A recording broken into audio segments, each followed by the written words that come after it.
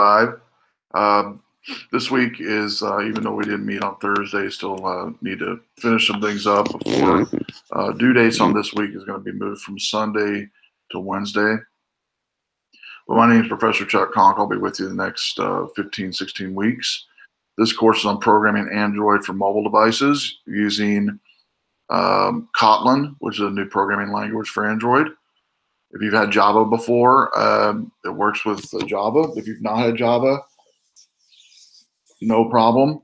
Kotlin is developed a new developer language for Android, which actually is a little bit more trimmed down version of Java and a little bit more user-friendly to learn for coding. Viewable right now is getting started for week 1, which we'll go over in this podcast. First, make sure you've installed Android Studio. Follow the steps in that link. Set up GitHub. We'll be using for source control this semester, which we'll talk more about what that is as the semester goes on. Bookmark our GitHub account, which is RVC Android course here, and we'll be putting in, you'll be putting in, I'll be putting in apps over the semester.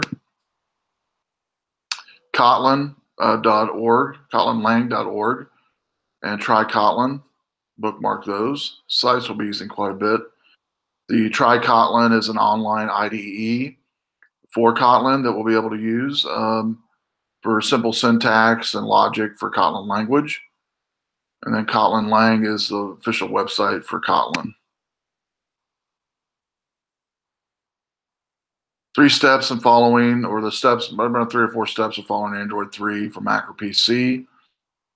The big one is making sure you allow for all the updates. Be patient, because it will take a while depending on your internet connection. Creating your first app is optional, but I definitely recommend it. We'll do it again. Actually, while you're doing the setup, it's optional. We're going to do it actually this week a couple ways, both in console-based and GUI-based. Here's a link on how to do it. Make sure to include the Kotlin support for creating it. I also have created a podcast as well, a couple of them this week to help you. So setting up GitHub, follow the steps here how to do it from a Mac or PC, which is real important. From a Mac, use this link. From a PC, use this link. And once you've set up a GitHub account, you can click on the github.com education and request a discount for free for 5 private repos. Once you've logged in, you'll have 2 screens to fill out with your name and email. When it gets to the screen to search local repository, do not do that. And here's the steps if you want how to set up an avatar on GitHub, which basically is through a Google,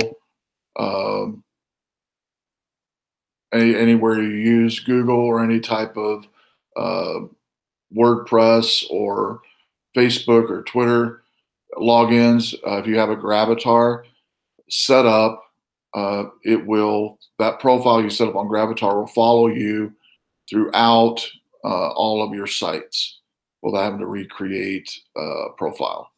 So that's the nice thing about Gravatar. So it just follows you from site to site, appearing beside your name when you do things like comment, blog, whatever. So again, a really nice way to control your profile without having to worry about setting up umpteen profiles. So I recommend it, but it is optional. Week 1, telling about yourself and also finding out about other people in the class. Make sure to reply at least 2 others. You can do more, but reply at least 2 others. You won't see anybody's post in this, I believe, until you posted one yourself initially. Watch this podcast here, which will help get started. Playground for Kotlin, which was supposed to be our in-class on Thursday. You can go and follow the steps here on the trykotlin.org. You will need to log in with your GitHub credentials. There's a couple like test arrays here I'll click on to show you, showing how arrays work in Kotlin. And this is the actual compiler in Kotlin. And this app here shows an example of an array. And if you've taken languages before, you've seen an array. If not, it's no big deal. This is a beginning class, and so we will start from the beginning. And one of the things we're going over week 1 and 2 and 3 is just beginning syntax. And so in this example here, it shows a real quick example of an array. You'll notice in the compiler here an import statement that I put in here. Many of your beginning apps don't need import statements, but this one I included just to show you what an import statement is. We'll learn more about it this semester. But an import statement in this case uses members of a resource within that language. And so in the language here, we're importing Java, and you'll notice by the last word what it is we're importing, which is arrays. The next one, lines 3 through 12, is a function in Kotlin. You'll notice every function starts with the word fun. And yes, developers created this language. And so one of the ways to make it more user-friendly was they came up with some different names for to help learn the language. And so they came up and said the word function, the word fun. Main, fun main, which is function main, is needed in every single Kotlin application. This application here that we're looking at is a console-based application, meaning it's not GUI. You don't need to use your mouse to click things around. It's all text-based. You will be using Kotlin in the Android Studio environment that will allow you to create a simulated app, an app that you can run on a simulated device, like a Nexus device or any other type of phone or tablet device for Android. But this one is a good tool to learn the language in console-based, because one of the first things you need to understand is somewhat how the language functions before you get into developing a GUI-based application. So you'll notice in the main function here, there's some arguments with the word args. And the argument here is it can allow to bring into this function an array of strings. And so all that means is it can bring in more than one strings into this function, is what it allows to be brought in.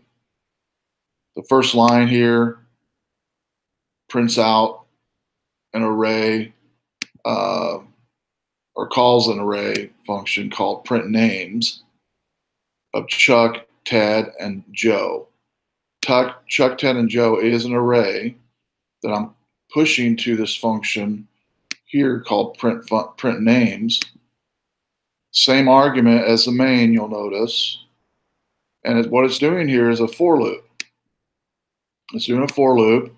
And in the for loop, what a for loop does is it loops and iterates something.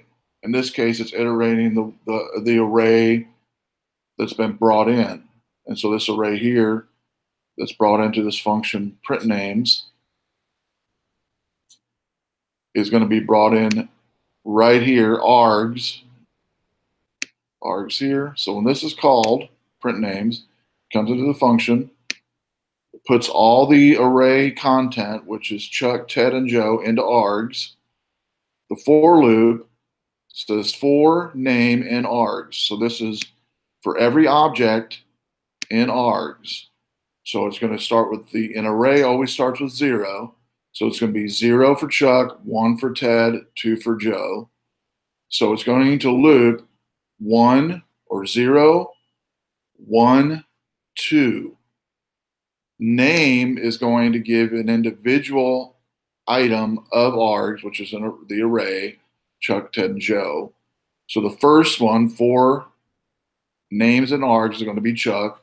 1 is going to be Ted. 2 is going to be Joe.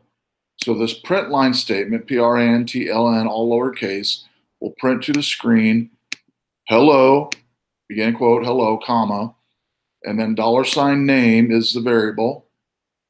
that's being brought in here. So it's going to, with the exclamation point, end quote, and parentheses, and right parentheses. And what it's going to print out is in 3 lines, it's going to print out in the 0 for loop, Chuck, hello Chuck, 1 for loop, hello Ted, 2 for loop, hello Joe. So let's go ahead and run it and see.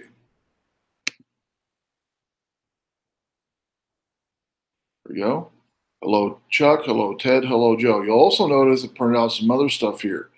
1, 2, 3, 4, 5, and then 1, 2, 3, 4, 5. Where to get that at? So if you go back up into the main, the one I just showed you of Chuck, Ted, and Joe is on the first line of the main. Remember, I told you the main is needed for every program in Kotlin. And second thing is things are going to run in the main in the order they are in the main. So this is the first thing that was ran on line 4. Second thing on line 4 is another array called val arrays. And in Kotlin, and you'll learn more about this semester, there's 2 ways to declare variables. One is the word val, which is a constant, cannot change, and var, V-A-R. Variables can change, val cannot change. So this is a val, meaning these array content are not going to change, these array values. So the name of this array is called arrays, equals the preprocessor directive, meaning to the right of this is going to determine what's in the value arrays. And it's going to be an integer array of 1 through 5. Does a for loop, just like I showed you for the print names. This time it's using the word element. And by the way, this word can be whatever you want it to be. Arrays has to be, this to the right here in the for loop has to be an actual variable. In this case, it's an array variable. So for each object in whatever variable. So for each element, is what we're calling it here, in arrays, and you have 0, 1, 2, 3, and 4 spot. So it's going to print those line by line in a print ln, which is a print line function. So 1 by 1, it's going to put that in as it did down here. 1, 2, 3, 4, and 5. The next print L uses the import statement method I brought in called arrays. And so notice it uses arrays dot toString and then the actual arrays variable. And it's going to print it out on one line. And you'll notice on this one, it actually prints out in left and right brackets. So it prints out a literal array with left and right brackets. So that's a real quick on the fly showing of how Kotlin, Kotlin online is going to be used. We'll be using that throughout the semester for doing just basic coding and learning, especially the first 3 or 4 weeks of class. So you'll create a program, a new program below the code. Click here, we'll show a video of how to do that. So watch that, how to create a new program in Kotlin. I won't go over it in this video since I already created another one. Once you're finished with this in-class tutorial, at the bottom of this, I believe I have you, it just goes over a whole bunch of variables, how to use variables, how to use different things like that.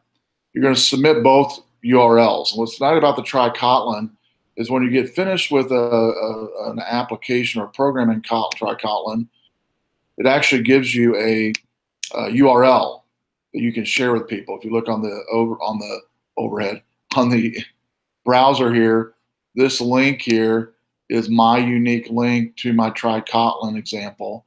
You'll also have your own unique link for each program under my programs. So you'll notice here I've got arrays so far, I've got math, variables, and so each one of these has different URLs. Every time I click on it, I just click on it, and then I can share that link with anyone to run it in their browser. And when you share this link with other folks, including myself, They don't have to be logged in to run that link and to run that example in Kotlin. Anyone can run it. They only need to be logged in if they want to save your program to their programs or make their own programs in Kotlin. So that's the end class. Again, at the end, you'll be submitting 2 URLs from the 2 Kotlin programs that you'll create, which will be your very first Kotlin programs. Then the assignment is a hello world, which is always done on the very first assignment in programming. I did a screenshot here of my little Kotlin Android Studio hello world from RBC. The podcast earlier on that showed you that you'll watch to show you how to do this. It's in this week's modules. And then discussion, did you complete the getting started? Do you have any issues? So explained. Jack had an issue, but he finally figured it out with reinstalling, I believe, or doing updates, or in some cases, maybe a graphics if you have an older computer won't be supported. But it looks like he figured it out, so good job, Jack. So that is the completion of week 1, which is, a little bit to do, but not a lot. Weeks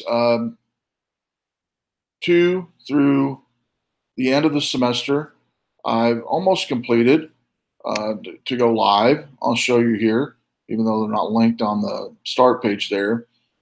They're not been published yet for you to view. Most weeks are going to have, though, reading assignment discussion, as you can see. As we get down towards the end of the semester, you're also going to have time to create a final app, basically. And we'll talk more about that in week 2. In the resources for online reading,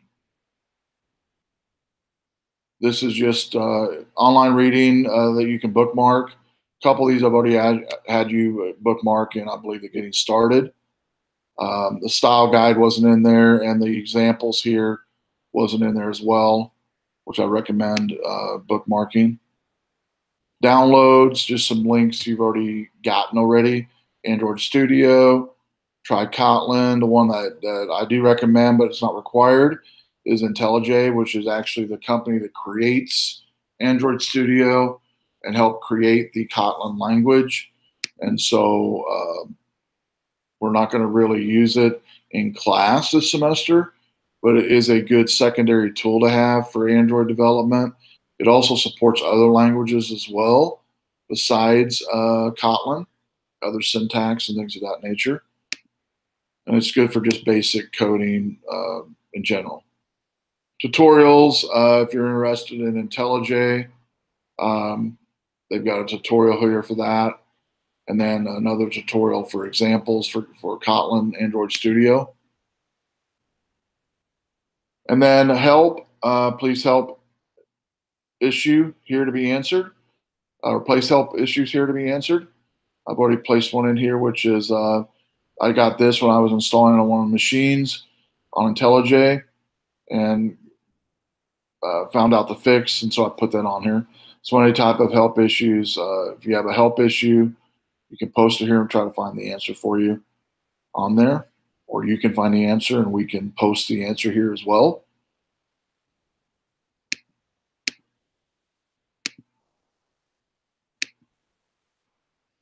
So far this week, and again, I'm going to move everything up to Wednesday. And so you've got first assignment, first discussion, first in class, and about me is all you got to do. And again, we're going to change it from Sunday to Wednesday at midnight. Again, if you have any questions, let me know. Otherwise, see everybody next Thursday.